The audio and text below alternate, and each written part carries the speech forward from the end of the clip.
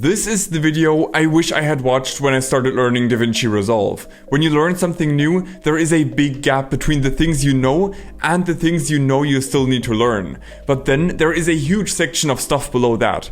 These are all the things where you don't know that you don't know them. Over the past 2 years of learning Davinci Resolve, I stumbled upon a lot of things that fit into this section. Finding a new and super fast way of doing something was always a fun process, because I basically just facepalmed and thought, how have I wasted this much time without knowing this? So, in this video, I'm showing you all of my favorite features in Davinci Resolve that I guarantee will save you time and make your videos better. While the Davinci Resolve free version can do most of what you might need when you're starting out, several of the features I'm showing you today are part of the studio version of Resolve. If you don't have the studio version, no problem, because Blackmagic Design actually said they like my content and supplied me with a studio license to give away to one of you. So stick around to find out how you can enter the giveaway, and let's get started with the first feature. The first feature is the color managed mode. This is hands down one of the best features in Davinci Resolve, and it took me way too long to find out it existed. If you film with different cameras, you likely have a bunch of clips that are shot in different color profiles. For example, here I have a clip in Sony S-Log 3, the second clip is in Fujifilm's F-Log, and the third clip is some red raw footage. Now, there are a bunch of different methods you can do when working with multiple different log profiles in one project, but Davinci Resolve makes it super easy when using the color managed mode. All you need to do is go to the bottom right and click the gear icon to get to your project settings. Go to the color management tab and select Davinci YRGB color managed. And you can select the output color space. I'm just gonna leave it at Rec 709. Then when we go back to the media pool, I can select the Sony clip, right click, go to input color space and select Sony S-Log 3. I'm going to do the same with the Fujifilm F-Log footage and the red raw footage as well. Just a quick correction here, because I totally forgot to mention it, but with raw footage you don't actually need to specify the input color space manually. The color managed mode can just do that automatically by reading that information from the file, and you don't have to do anything. Pretty cool, right? Now, all of these clips are automatically converted to Rec 709, and it affects all of the clips you've already placed in your timeline as well. The next feature, power bins. Okay, many of you might already know this, but I didn't for a while, so I'm gonna mention it anyways. In the edit page in the media pool, you can create bins to organize the footage of your project, right? Well, at least I always start out organized, and then at some point during the edit I just start dumping things into the master bin. But okay, that's not what I want to talk about.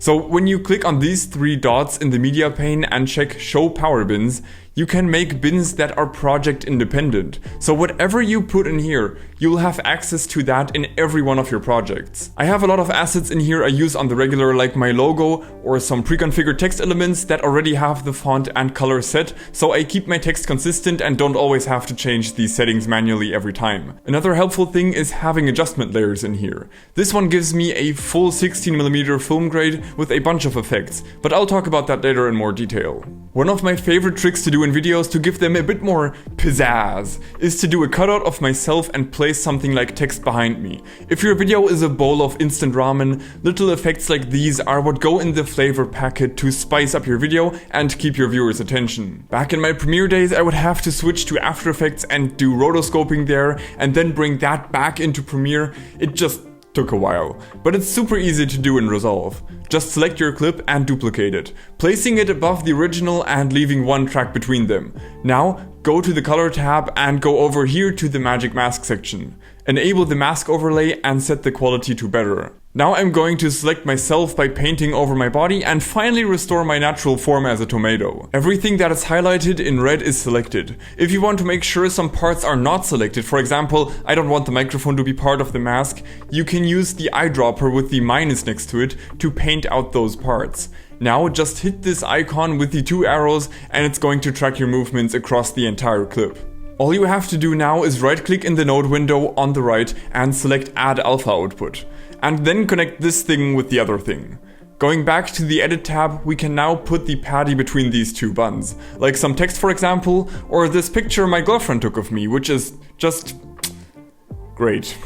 Let's talk about some of the built-in effects in Davinci Resolve. There are a lot of them, and I haven't even tried all of them if I'm honest, but there are a few that I use in pretty much every video. One of the most useful ones is denoising. You can see this shot I have here is quite noisy, so in the Effects tab under OpenFX, I'm going to search for the noise reduction effect, and then drag that onto my clip. In the inspector under the effect settings, I'm now going to change the motion estimate type to better and increase the threshold.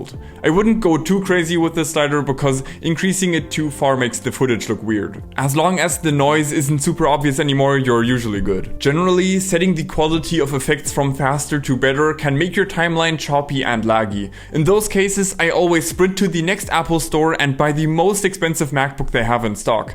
No, just kidding. Please don't do that.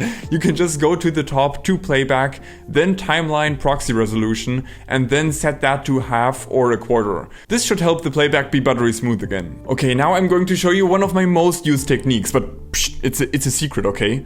Davinci Resolve has a bunch of effects built in for emulating film, and it's super easy to get a really nice and dreamy look. It's also a great way to make your phone footage look a lot more interesting and less like phone footage.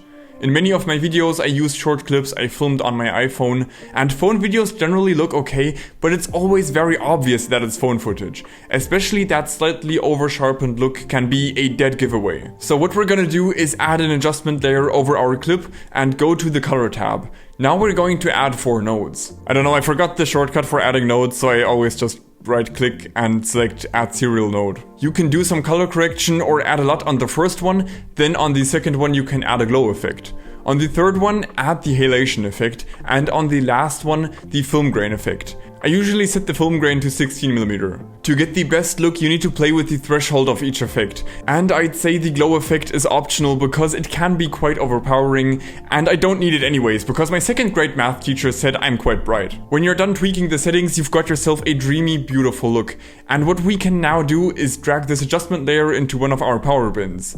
And now when we want to use the effect on another project, we can simply pull the adjustment layer from the power bin and we're done. Building a set of effects you can easily insert into any video is a great way to speed up your workflow and make your videos higher quality. Okay, this next one is just a very quick one, but if you're like me, you're spamming Ctrl-Z a lot to undo. But what you can actually do is go to Edit and see the history of your actions and select which one you want to jump back to. And you can even get an extra window for the history, which you can then place on another monitor. This next one is a bonus tip because it's not actually a built-in Resolve feature, but I use it so much that I just had to include it in this video. And that's how to do these smooth zoom animations. I used to do this with keyframes and it takes super long, and that was super annoying and just such an enormous waste of time. So when I found this tool, it was the most enlightening thing to happen since I finally changed that light bulb after putting it off for 3 months. Mr. Alex Tech, who is a fellow content creator here on YouTube, made a Davinci Resolve effect called Magic Zoom. You can download it for free and I'm gonna leave the link in the description. You can double click the downloaded file to install it and that's all you need to do. Now when we add an adjustment layer to our timeline, we can add the Magic Zoom version 3 effect to it. When we play the section with the adjustment layer over it, it does a slight zoom in at the beginning and a slight zoom out at the end. Going to the effect settings in the inspector gives us a bunch of options. If you don't want there to be a zoom out animation at the end of the adjustment clip, you can change from mirror to zoom and hold. You can also set how much it zooms in and how fast the animation is. But what makes this extra powerful is when you click down here below your preview window and select the fusion overlay. You now have this point you can move around, and that determines where in your frame it zooms into. I use this zoom effect super often, and it looks especially cool when you combine it with another effect. For example, if I add a text here and now do a zoom in while adding a blur on the text at the same time, it gives kind of a depth illusion and looks really clean. But now we all know it's really easy to do. Okay, let's talk about how you can win a Davinci Resolve Studio license to level up your video editing. I want to clarify that Blackmagic Design didn't give me any money or anything. They simply said, we can give you a studio license to give away to one of your viewers. Do you want it? And I said, yeah, let's do that. Which is super cool of them. All you have to do to enter this giveaway is check out my newest Instagram post, which has all of the details. And why not check out my last video as well? It's one of my best and it was way too much work. So I'd be very grateful if you checked that out, and I hope to see you in the next one. Bye bye.